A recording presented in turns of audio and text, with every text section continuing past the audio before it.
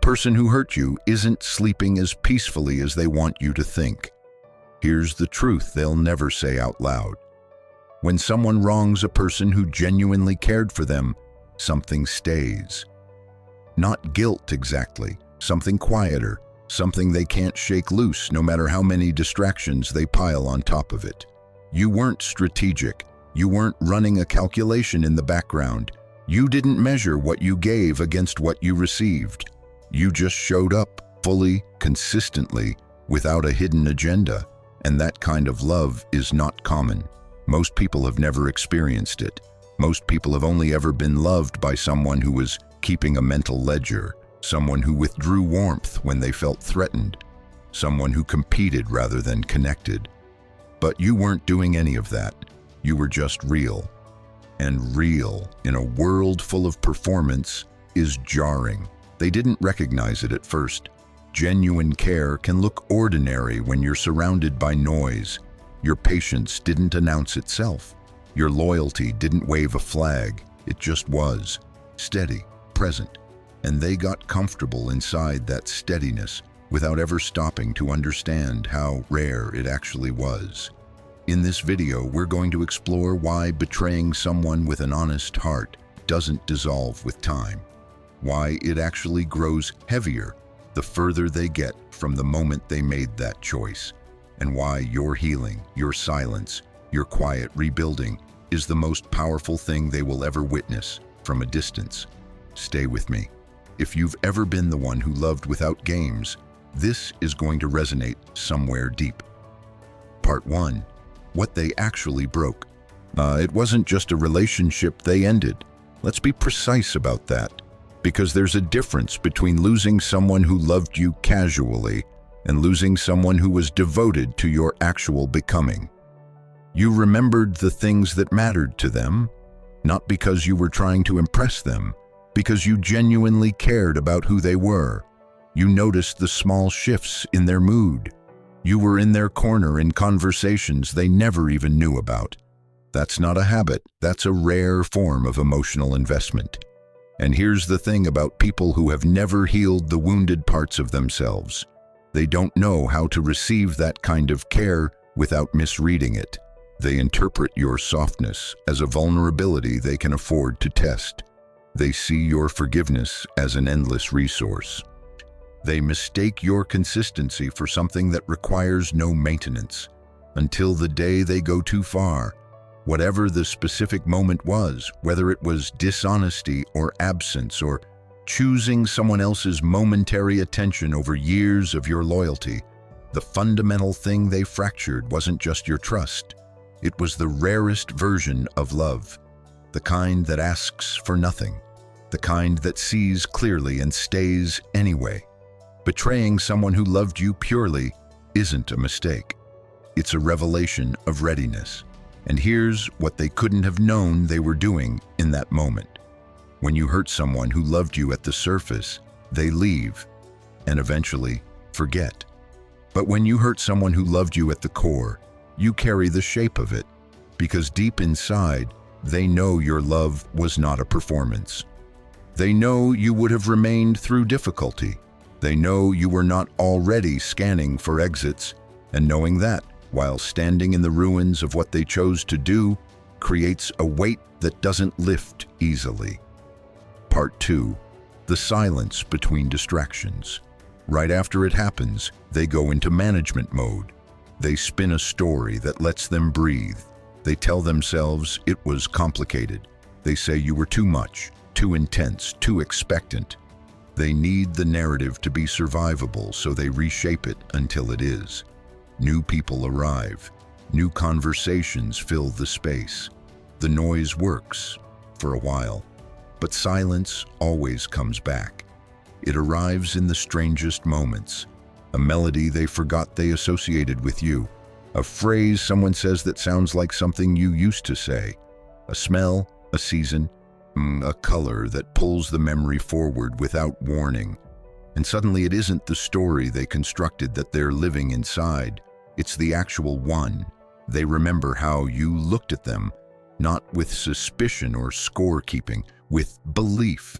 You believed in the version of them they were still working toward. You gave that freely, without being asked, without making them earn it daily.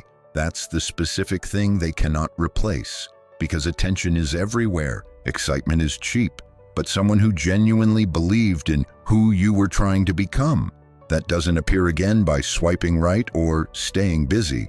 They begin to see the difference between novelty and depth, between someone who finds them interesting and someone who found them worth protecting.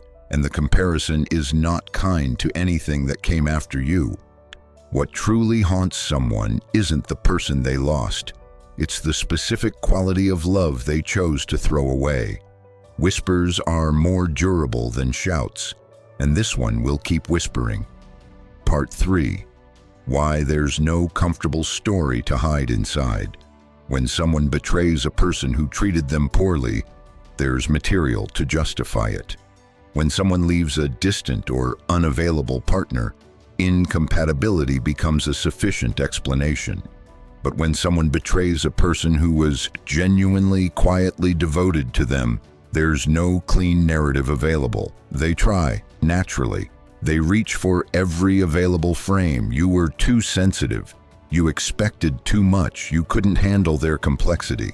But none of it fully sticks, because beneath the constructed version, the actual version is sitting there, unmoving. You weren't controlling. You weren't demanding. You were honest. And honesty has no comfortable villain arc. Here's what they lost beyond you as a person. They lost a space where they didn't have to perform, where their actual self, including the uncertain, unpolished, still becoming parts, was welcomed. They could fail without being punished. They could be honest without being weaponized. They could show weakness without losing standing. Now every relationship carries that performance pressure, and they feel it as absence, not of you specifically, but of what being known felt like. Every time someone they care about questions them, pulls away from them, or makes their worth conditional, they remember what unconditional felt like, and they remember who was offering it. That is what haunts them, not guilt in dramatic waves. Comparison. Quiet. The relentless comparison. You can move on from losing someone. It's much harder to move on from choosing to break them. And the deepest layer. They know you didn't manufacture that betrayal. They know you didn't create a situation that forced their hand. They made a choice. And choices, unlike accidents, carry full ownership. That's the part that stays. Part 4, time does not do what they expected. People hold on to the idea that time heals everything, and sometimes it does. But healing through time requires that something mutual was lost. When one person chose to end something that the other person was still fully committed to, time doesn't erase the memory, it educates it. In the first phase, relief shows up. No more accountability, no more facing what they did, no more being in proximity to someone who knew what they had chosen. Now relief feels like freedom until it doesn't. Then life provides contrast lessons. People who love conditionally, people who disappear when the circumstances get inconvenient, people who turn loyalty into currency. And each of those experiences quietly calculates against the memory of how you loved. They start to understand, in a vocabulary they didn't have before, what emotional safety actually means. What it meant that you didn't embarrass them, that you handled conflict without turning it into ammunition, that you protected them in rooms they weren't present in. None of that was invisible, it was just unappreciated in real time. Time teaches them the word for what they had, and then shows them, through every subsequent experience, just how rarely that word applies. What they called ordinary becomes recognizable as exceptional only once it's gone and being measured against everything that followed. They won't always say your name. They might never admit regret to anyone who could pass it along. But in private moments, in honest flashes, when someone gives them the least version of what you gave fully, the thought appears. And it doesn't need to be spoken to be felt completely. They didn't just lose a relationship, they lost a standard. And living below a standard you once had access to is its own form of consequence. Part 5. The thing they cannot prepare for. Here is the final layer.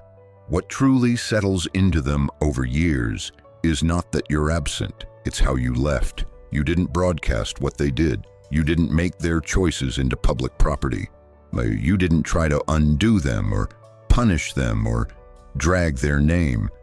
You simply removed yourself and began rebuilding. That matters more than they expected, because when someone betrayed stays furious, the person who caused it can call them unstable. When someone betrayed keeps reaching back, the person who caused it can call them desperate.